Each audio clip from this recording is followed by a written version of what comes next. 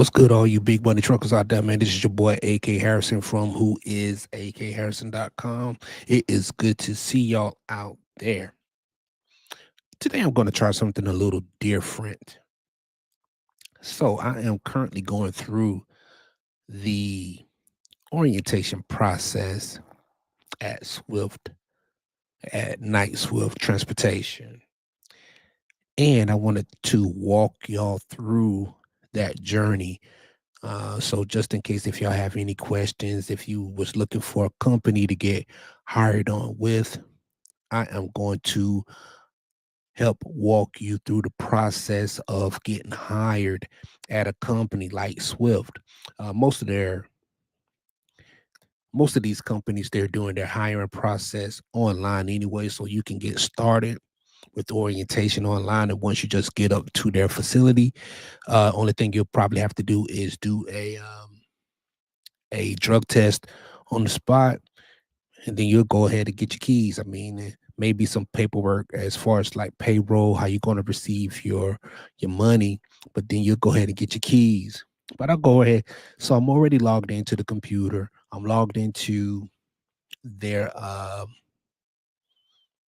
training, if you will, and I'm just going to walk y'all through that with me. So when you're talking to a recruiter, real quick process, talking with your recruiter, maybe a few days, maybe a week, and they're going to go ahead and ask you a few questions. You know, you're going to talk to some people about your background. They're going to check your background, run your background go back, I think, let me see, 20 years, right? They'll do a 20-year background check, 10-year background check, depending on how old you are, but 20 years for me. And whatever that comes up in the last 20 years, you talk about it, how, whatever happened, if it's clean, it's clean. Whatever happened during that time period, you talk about it. How did you get it resolved? Did you get probation? Did you get some time? Whatever. Did you have to pay any kind of restitution? Those are type of things those are type of questions that you will have to answer. So once you get past all of that, then you will get to this portion of the hiring process. Okay.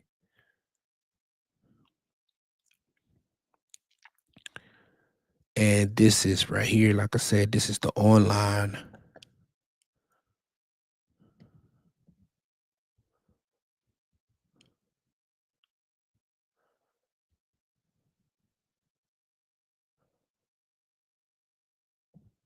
Yeah.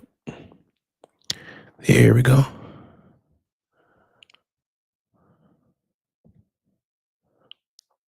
Yeah, that looks great right there. So right here, I'm already logged in. As you can see, I'm working from my laptop or from my desktop, but you have the option to work off of your iPad or your iPhone or your Android or your tablet, whatever it is right here. Go ahead and go to your settings and make sure that you can go ahead and receive pop-ups, because I tried to do it on my iPhone and it just wasn't feasible for me. So I got on my laptop. And here we are. All right. So what I'm gonna do is just click on right here where it says go to learning tracks.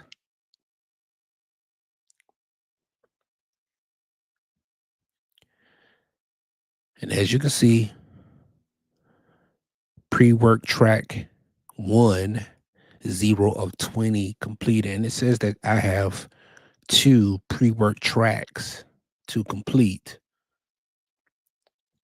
Look like 50 different tasks, but we're gonna go ahead and check them out. All right. And the first one right here, it says adverse weather conditions. And we're just going to click this right here. It says launch this content. Just hover right over it. And we're going to click it.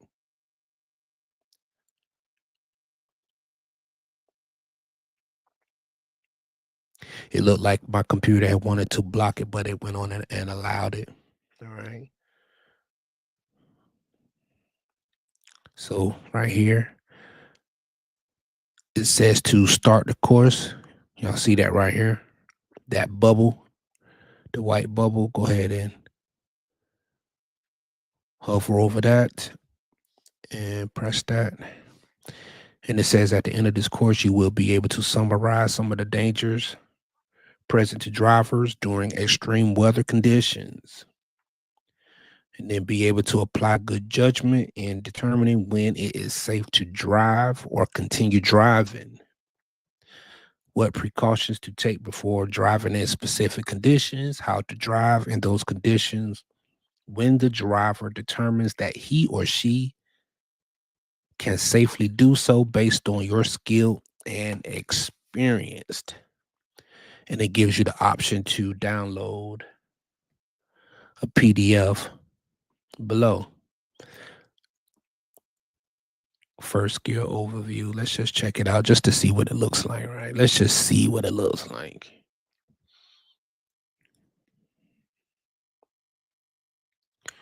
And this is what that PDF looked like. Blow that up for y'all. See if y'all can see that.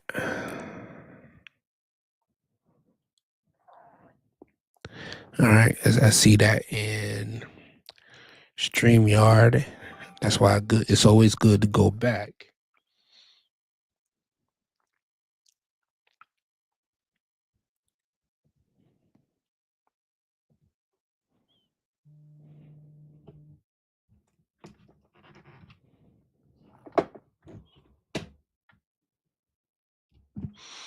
So it's always good to go back. Let's go on. Let's check out share screen.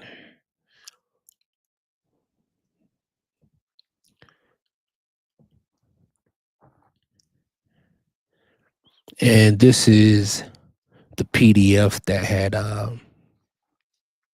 that I got to download about adverse weather conditions. All right, and it says according to highway administrations, out of nearly 6 million vehicular accidents that occur every year in the U.S., 22% are weather related. 6,000 people are killed and another 400,000 injured due to accidents that occur during bad weather. So we're talking about snow, we're talking about rain, we're talking about high winds, hurricanes, tornadoes, snowstorms. If you're out there in the Midwest, if you're out there in Arizona and New Mexico, you know about those sandstorms. Those sandstorms can be worse than anything that you've ever seen. Okay. You got hailstorms if you're in the southeast. Okay, that's ice. All of those would be examples of adverse weather, bad weather. All right, you can go down and read it, and there it is for you, for your sake, right there. All right.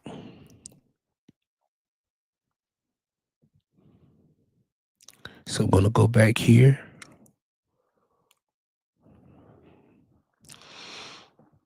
Now we're gonna check out the next screen because I was actually rolling. Let me see. Here we go.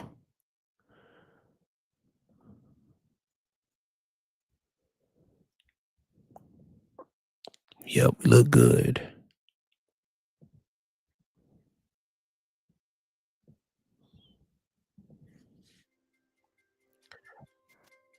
Quick introduction.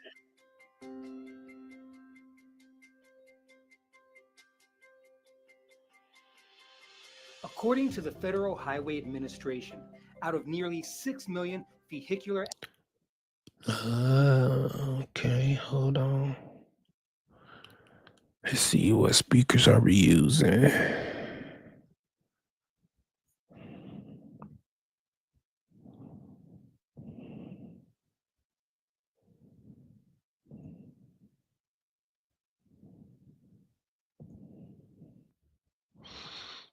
All right, so I gotta go back to my sound so we can get y'all.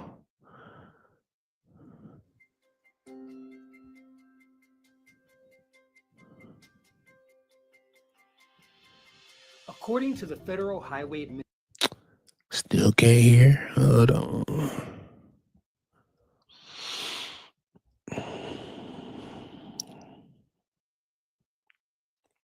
Mic check. That's good.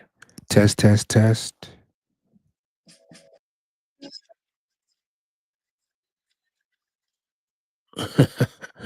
uh,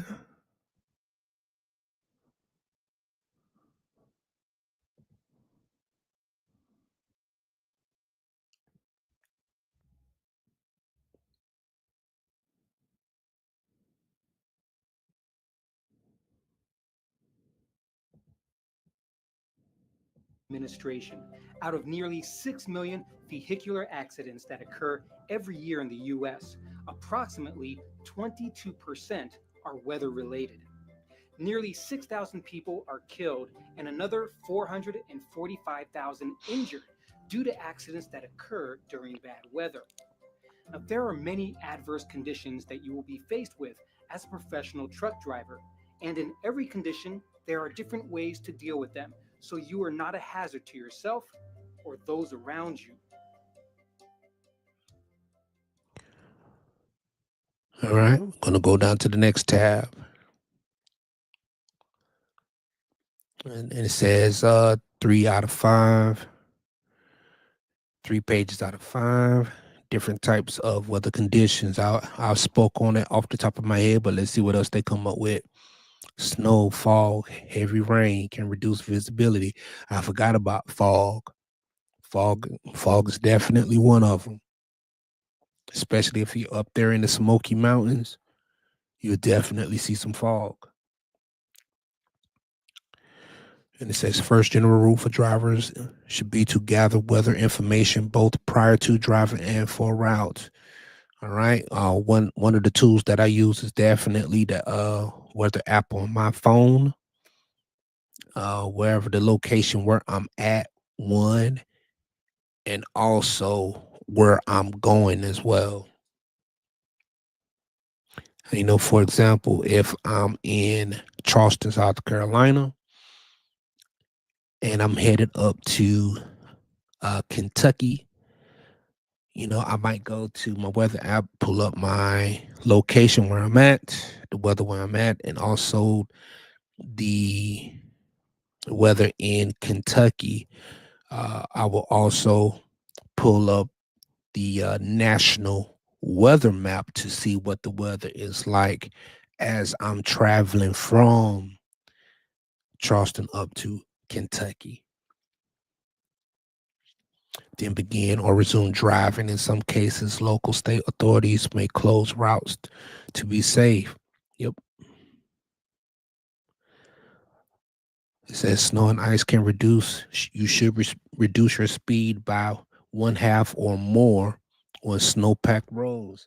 Yes, this is very important, especially when you're up there in the mountains up northeast, your West Virginias, Ohio's, Pennsylvania's, also Indiana's, all the way over to Seattle.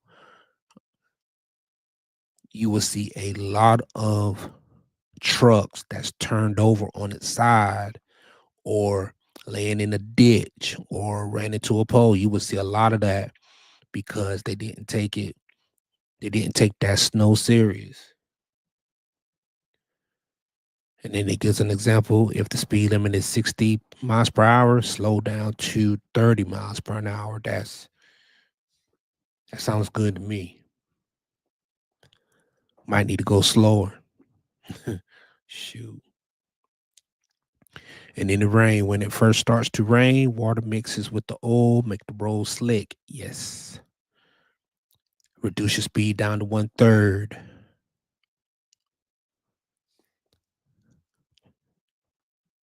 If the speed limit is 60 miles per hour on a dry pavement, wet roads come down to 40. Sounds good to me. Fog and wind. I always take my time during fall because you never know, man. Fog is tricky, so you definitely take your time. Let's see what it says about fog. Fog and blowing dust are also significant threats to reduce visibility for sure. Fog-related incidents often involves motorists driving too fast for the conditions and following other vehicles too closely. Yes, there are so many videos online about drivers just banging into each other in a pileup because they're following too close in the fog. Strong winds. The strong winds, man, if you're out there in Kansas, be careful. No trees, it's just windy as hell. You need to hold on to your hats while you're out there. Kansas, Wyoming, Nebraska, strong winds, one of the most dangerous weather conditions for truckers and high winds. Yes, because those, believe it or not, those wind gusts can lift up your trailer. Those trailers, they're just like a tin can, really, right? They are really light. You'll be surprised how the wind can shift your trailer from left to right and cause you to swerve into another lane. It happens because of the long, flat size of trailers. Commercial trucks can be blown off the road in windy conditions. Yes.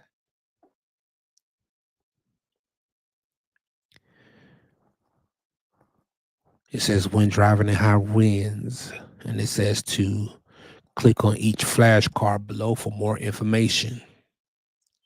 Drive slowly. High speed can create low pressure areas around your truck, which can put you at greater risk of toppling. Yep. When faced by high pressure crosswinds. Then they got a picture of some boxes right here.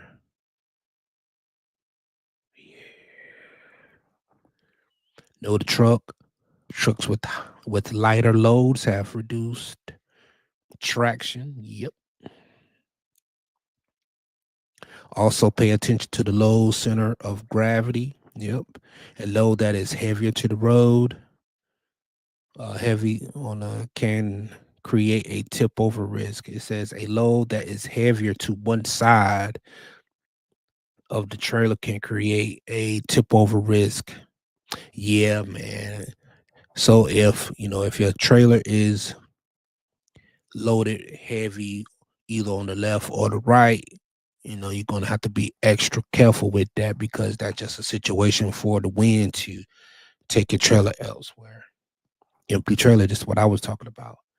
Deadhead loads, drivers need to use extra caution, deadheading and moving empty trailers in high winds.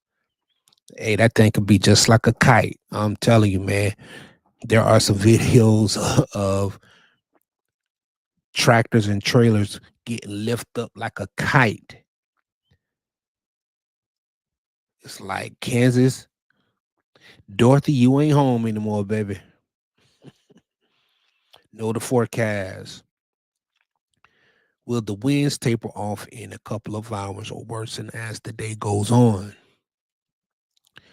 Check the weather in the morning so you know what to expect. Yes. I say check it out in the morning and before you go to bed too. That's always a good thing. Check it before you go to bed. So twice a day for me. Because you're gonna be in your phone anyway. You might as well check the weather. Keep an eye out for problems areas along your route. Some zones have higher winds. Absolutely. Bridges and overpass and plain areas with few trees can be dangerous when the winds pick up. Yeah, like I was saying, if you're in the flatlands out there, be careful. Or just anywhere where the wind can really pick up and be really gusty, just be careful. Slow down. Slow down.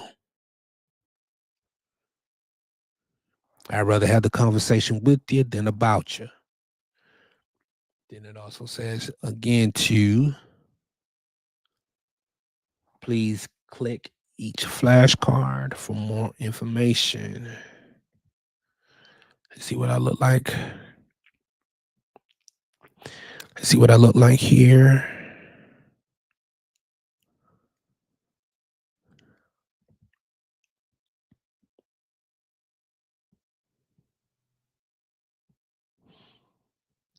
Look like everything looks good. All right, maintain a safe speed for conditions. Slow down, reduce speed by half. The posted speed limit on snow, slow down even more if roads are icy. Yes, slow down. Increase following distance 12 to 15 seconds. Maintain a safe distance between your vehicle and the one in front of you. Avoid sudden braking. Yes, you will. Let me tell you something. One thing about safety, you you go pressing that brake too hard, you best believe you're going to get a phone call. And if that, these trucks, they have sensors in the front, they have a camera in the front, and it picks up the distance between the vehicle that's in front of you. So if you're too close, you're going to get a phone call. If you're too close for too long, you're going to get a phone call. So go ahead and put that nice, safe following distance between you and the vehicle in front of you. Avoid sudden braking, which can cause you to slide on slick pavement. Absolutely. It says don't rely solely on the system to maintain following distance. And yes, use good judgment, man. Use good judgment. Use your eyes. Baby, you okay?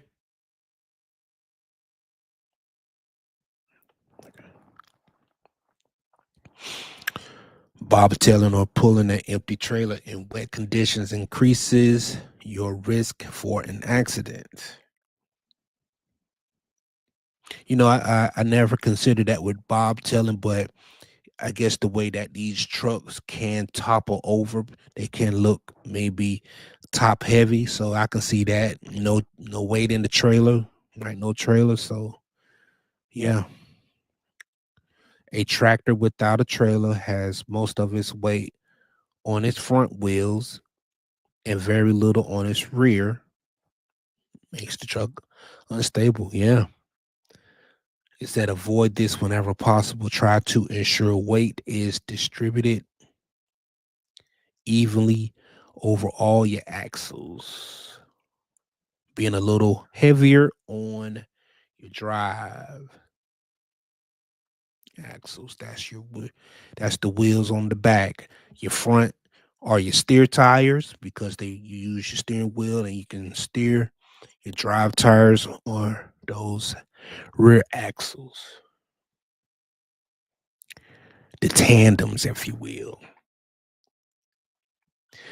During wintertime, wet roads will eventually become icy after sundown.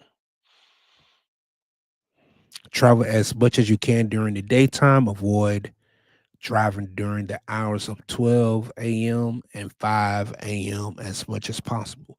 Man, I am going to love that. Let me tell you, if you can avoid traveling from 12 to 5, that's midnight. Um, that basically means that you're gonna be on a good schedule with this company, which I already love. So you're with Swift, and and you don't have to drive overnight. So that's already a good thing. Because I know with other companies, you do have to drive overnight. It just is what it is. But I do wake up early morning sometime, 4 o'clock, maybe 3, depending on what time I got to get that load there. If I have like a 7 a.m. appointment, I know how it is. Be sure to expect the unexpected. Trip plan before every load. Have extra supplies. Charge your cell phone. Have some water. Emergency kit. You may experience extended highway closures. Okay. Let's zoom down on that. And then it says your closing thoughts. Let's see what we talk about here.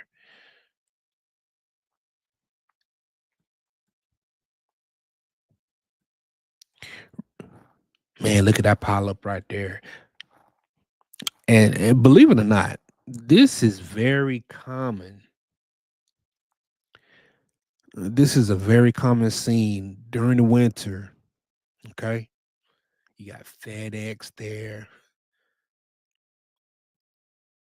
Yeah. That's the only name that I see on these trailers. But it look like you got a bunch of independent contractors and owner operators for real though. That's one of those Old Dominion. That's an Old Dominion truck right there. Mm. So this FedEx truck look like it jackknife. Lost control right here.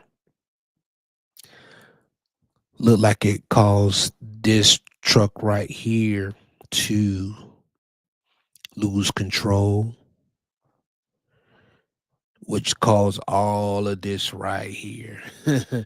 This guy avoided the whole situation. These people ran off the road following this guy. He avoided, but they ended up on their side. Slow down. And it's a situation like this right here, you almost really can't avoid, especially once you're there on this particular highway. You almost can't avoid it.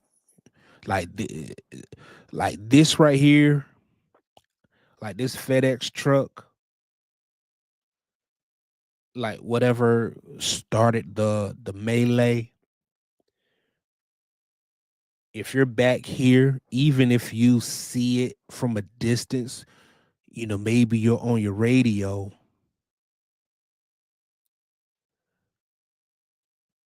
I think the only way that you really can avoid it, if you have a CB, or if you just have good vision to see what's ahead of you, right?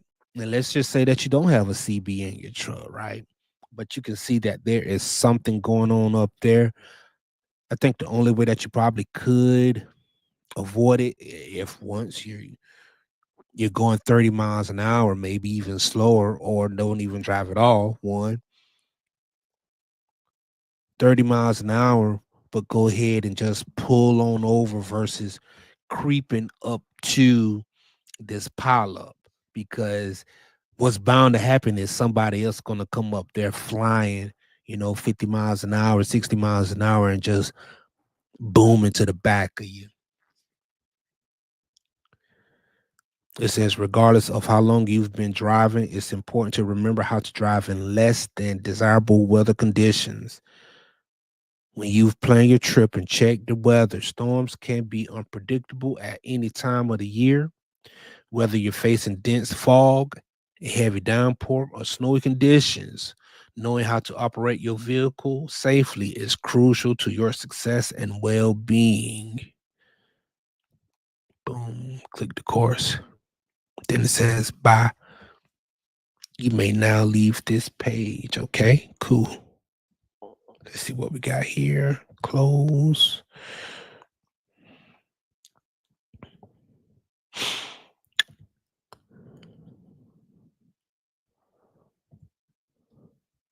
So we're going to go back to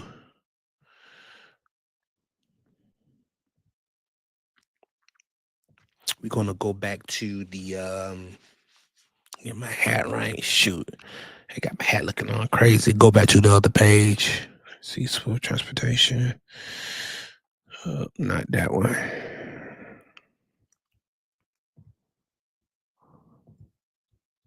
Yep. Go back to that page. And as you can see that it says that it is completed. Now we're going to go back to crash reporting. All right. And it gave the pop-up block the pop-up. Well, it opened up. It says this course has launched in a new tab. Please ensure pop-ups are allowed for this course to launch properly. So it just opened up in a new tab for me. So what I'm going to do is go to that tab, open that up for y'all.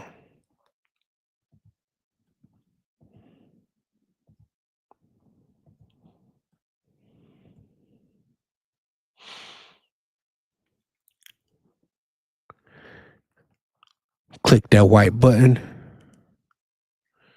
Then it says, we are all committed to preventing crashes and staying safe.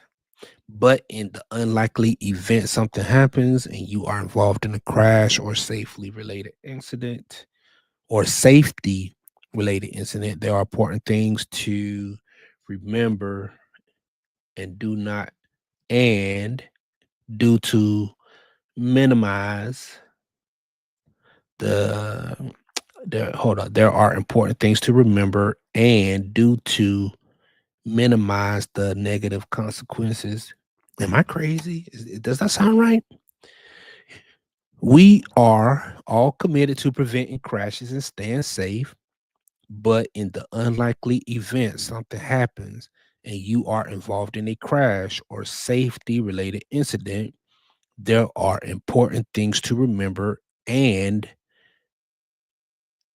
do to do due to there are important things to do to minimize. Jesus, that's a bad sentence. Y'all need to fix that. I just had a damn aneurysm right there, man. Y'all need to fix that. And remember, due to minimize the negative consequences associated with crashes. That just goes to show you, man, the people who be putting these things together, they make mistakes too. They ain't perfect. Y'all should have hollered at your boy. Your boy would have had y'all straight. I be having some online courses going in, and me tell you, them things be phenomenal. My work is flawless. After completing this course, you will be able to describe the sequences of events and steps it takes to for you if you're involved in a crash. Identify the documentation that will be needed when reporting a crash and explain the actions. All right. Press continue. Making sure I'm still looking good. Yep, still looking good.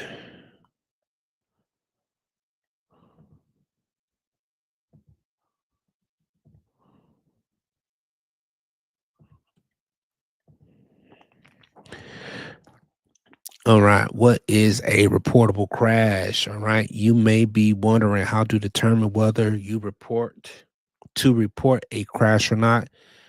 DOT requires a crash to be reported anytime at least one vehicle is towed away from the scene. If anyone is injured, and definitely if there is a fatality. Remember, you need to report all crashes, regardless of DOT reportability or not. So you're at the truck stop and you back into somebody's let's see, driver's side of the window. Call it in. It is 3 p.m. You're in Savannah, Georgia. You are ready to go ahead and take your 15-minute break because you've been holding your fluids, your bodily fluids for 6 hours, and you need to go to the bathroom because you are on your third cup of coffee. You're starting to feel it now. You quickly do a maneuver and you back into someone's headlight. Call it in.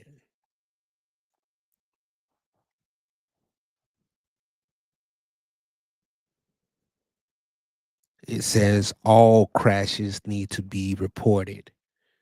Call it in. Swift requires drivers to report all crashes, even if things are not listed in the DOT regulations. It says regulations listed above, such as loss of Swift property, any non-contact events such as near misses, and even any crashes you witness. There may be times when you are unsure if you should report an incident or not. Maybe there is a fuel spill, you found damage on your truck or trailer, a tow is needed, or even someone claiming you've caused the damage. When in doubt, you should always call it in. It's better to be safe than sorry. Call it in, call it in. It says secure the scene. Okay, no doubt there will be a lot going on. If an incident occurs, here are some things to keep in mind. Click on the images. Safely stop the truck. Okay. Set the brakes, turn on your flashers, compose yourself, take deep breaths. Make sure it's safe to exit the vehicle. Put on your PPE. All right. Be mindful of your personal safety and visibility. Set those triangles. Inspect the cargo and the equipment. Look at that leak right there. All right. If you have Smart Drive installed in your truck, immediately press the large green button. This will trigger a manual event. I don't know what Smart Drive is. This is new to me. Documentation details. Let's see. When documenting the incident, make sure the information is accurate, truthful, and detailed. Okay. Contact information. You will need to obtain the information of the involved vehicles and individuals and any witnesses. This information includes names, vehicles information, license plates, insurance. And on the circumstances, be sure to note the speed, the following distance, the road, or the weather conditions. All right, that's the what. Take photos. You got photos. Take as many photos, various angles of the roadway, damages, even if there is no damage. Be sure to capture the condition of your equipment and all vehicles involved. Police report. Be sure to file and obtain a copy of the police report. When you are examining the scene, don't forget to check on the other party. Oh man, look at this guy. Are they visually okay? Ask them if they're okay. If not, hey, do you need 911? Can I call 911? Render reasonable and prudent assistance. Do not admit fault or imply guilt. Hey man, I don't know nothing. I ain't seen nothing. Y'all gonna have to call my lawyer. Yeah, heard me. This look like they're at a construction site, though. It looks like a bulldozer putting an ace band on them. All right, 4 of 7. We're halfway through. We're getting there. All right. Here is a list of the order of who. Here is a list of the order of who to contact when the. Here is a list.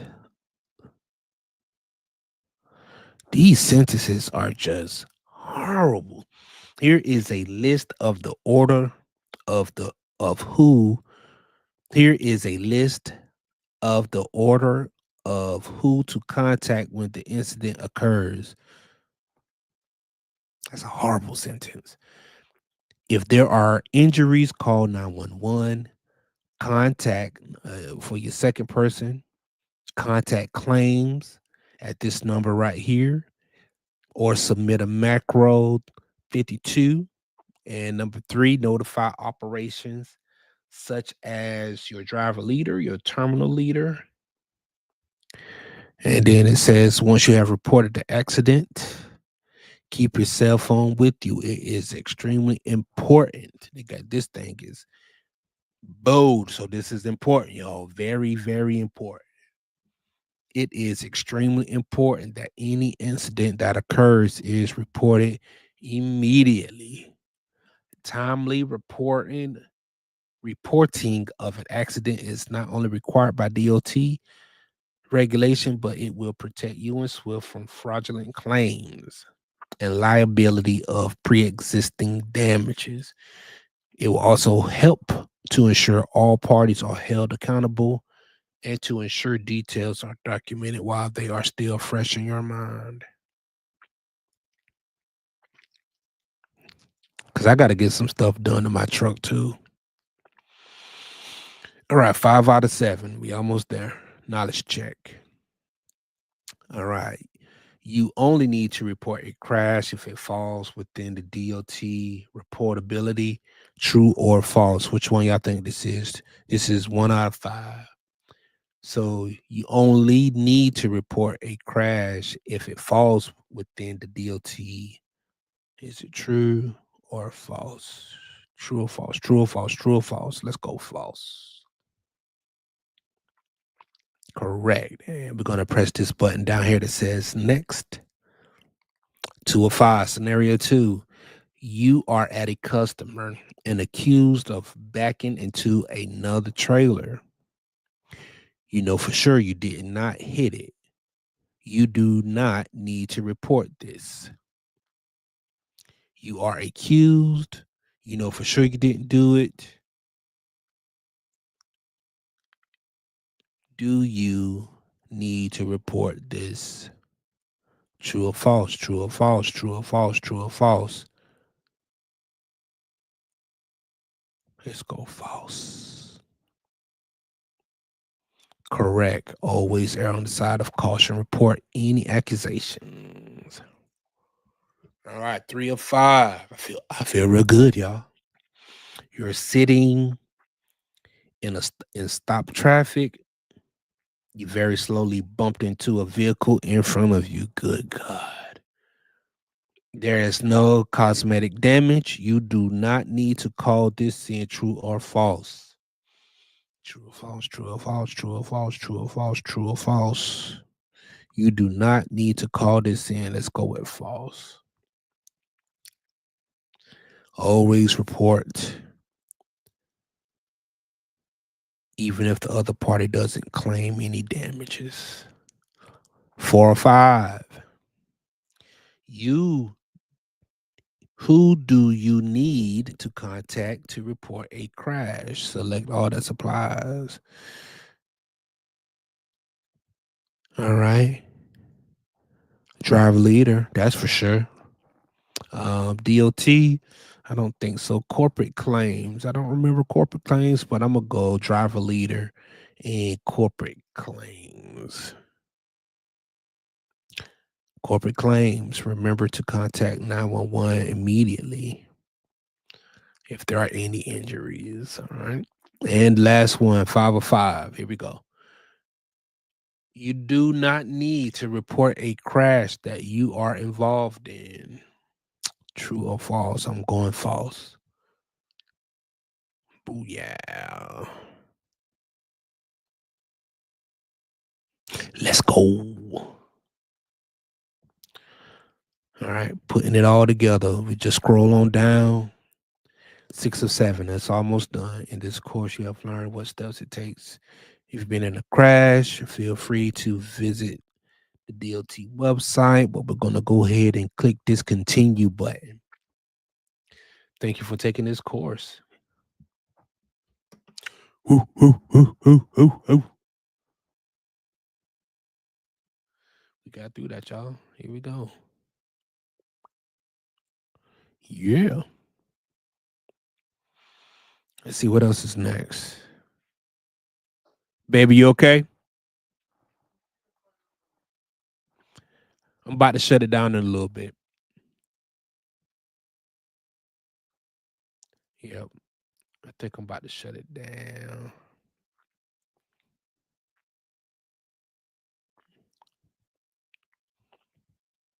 Yep.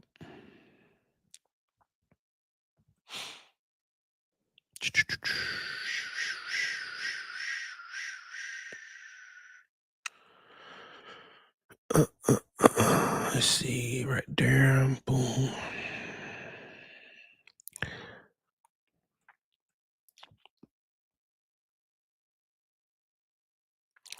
All right. So we got a lot of these videos to go, but we're gonna go ahead and knock them out one by one though. So we got the first two out the way.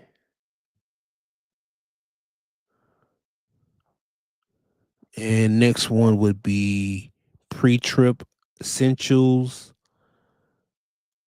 hazmat. Then they got another introduction, and then maintaining your hours of service on the tablet. I like that. Yeah, man. So there we go. That was the first. That was the first two modules to get you started at Swift. You can do them on your cell phone. You can do them on your tablet, Android or iPhone.